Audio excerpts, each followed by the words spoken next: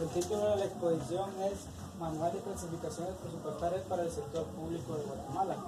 El Manual de Clasificaciones Presupuestarias para el Sector Público de Guatemala acuerda los siguientes temas que son: artículo 1, aprobar las actualizaciones que han sido incorporadas para el Manual de Clasificaciones Presupuestarias para el Sector Público de Guatemala. Artículo número 2, dice: se autoriza la Dirección Técnica del Presupuesto para que procede a editar la sexta edición del Manual de Clasificaciones Presupuestarias para el Sector Público de Guatemala. El siguiente artículo es el artículo 3, que dice: se derogan todas aquellas disposiciones legales o reglamentarias que derogan la presente disposición. Artículo número 4, el presente acuerdo se trata en vigencia y deberá publicarse en el diario oficial. Esto quiere decir que el Ministerio de Finanzas Públicas es el encargado de dar información de todos los ingresos y egresos del Estado y del país. Esto quiere decir que para que todos los ciudadanos se enteren de esta información tiene que ser publicada en el Diario Oficial de Guatemala. También el Manual de Clasificaciones Presupuestarias para el Sector Público de Guatemala puede clasificarse en institucional, función y división, financiamiento, economía, tipo de gasto, recursos y objeto de gasto.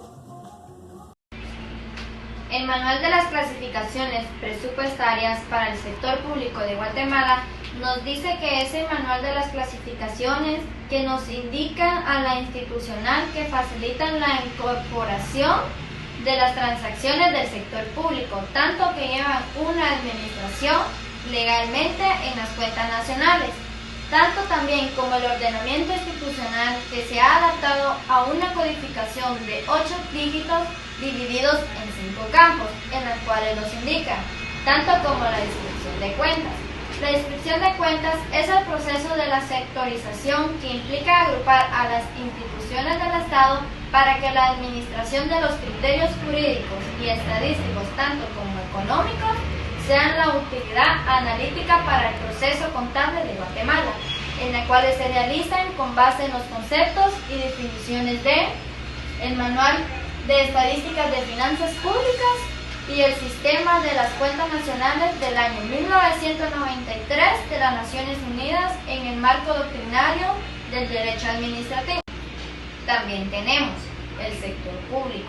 El sector público está conformado con el conjunto de unidades de que la publicación sea administrativa y que lleve desarrollado una de las actividades de sus funciones, en las cuales son competentes del Estado y en la cual debe de estar esa administración bien localizada y administrada, en la cual también tenemos la entidad pública, ya que es el término que se utiliza para referirse al hecho jurídico y económico de reconocer una existencia legalmente que vaya a una administración económica que tiene la capacidad de esa empresa de poseer sus activos fijos.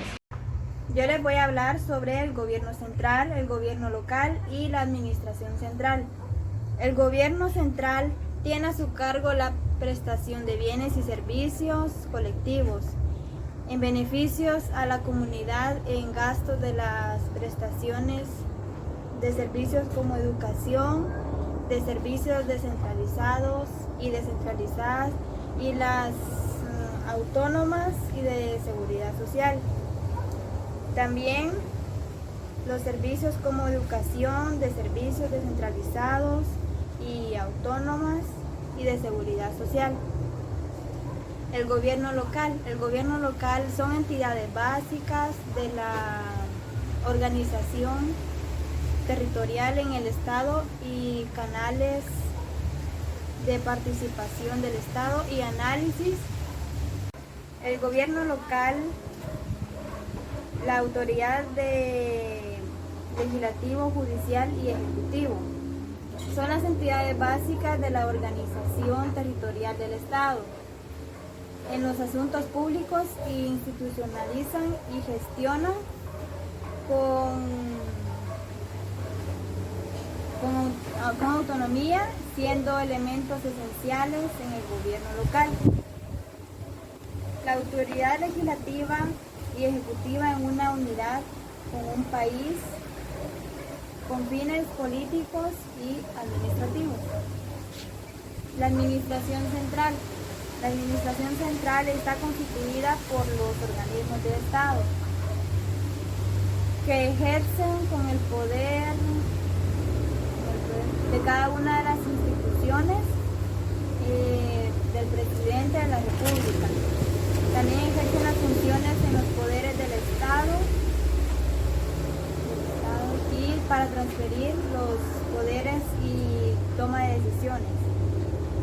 Está constituida por los organismos del Estado que ejercen el poder legislativo y territorial del Estado.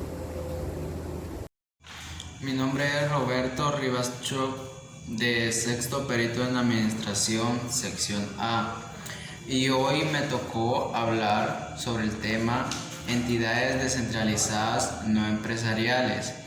Estas son aquellas que corresponden y que se encargan de cumplir funciones al Estado. Tienen autonomía para desarrollar sus actividades y gocen de las prerrogativas que las conceda la ley que las crea.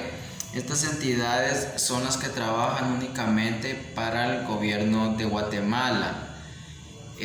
Comprenden las instituciones públicas que actúen bajo la autoridad del gobierno central de Guatemala.